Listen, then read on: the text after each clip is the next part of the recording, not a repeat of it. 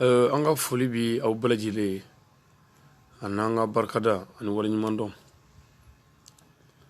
N'Ala sɔnna le 23 troisième mois l'année 2020 an bɛ ju la an bɛ direct la inshallah radio mara dɛmɛ na k'a daminɛ 20h kuma ka taa 21h la.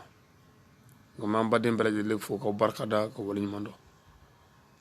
An bɛ direct la radio la et puis fana an bɛ direct la réseau sanfɛ inshallah.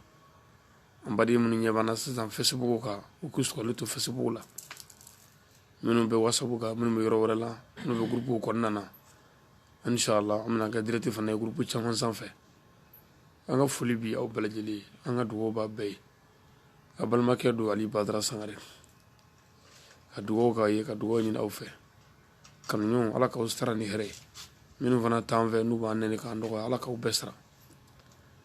Bɛɛ n'i ka baara don. Nous sommes des acteurs. Les ennemis sont des bandits chefs de l'acteur. Donc olu de bɛ kɛ acteurs kɛlɛbaw ye, acteurs bɛ sabali ka dilanli kɛ, acteurs mago bɛ bɛɛ ka lakana na, a bandit chef mago b'ale yɛrɛ dɔrɔn de la. Wa o la a bɛ tiɲɛni min kɛ a t'o dilanli kɛ. Nɛni minnu bɛ k'an na yafa dafalen bɛ a tigilamɔgɔw yɔrɔ u k'a bɔ an ma dɔrɔn. Bɛɛ n'i ka baara don, an ka foli ni tanu bɛ bɛɛ lajɛlen. A balimakɛ don Ali Badara Sangare, Assalamu alaikum wa rahmatullahi wa barakatuh. À tout à l'heure.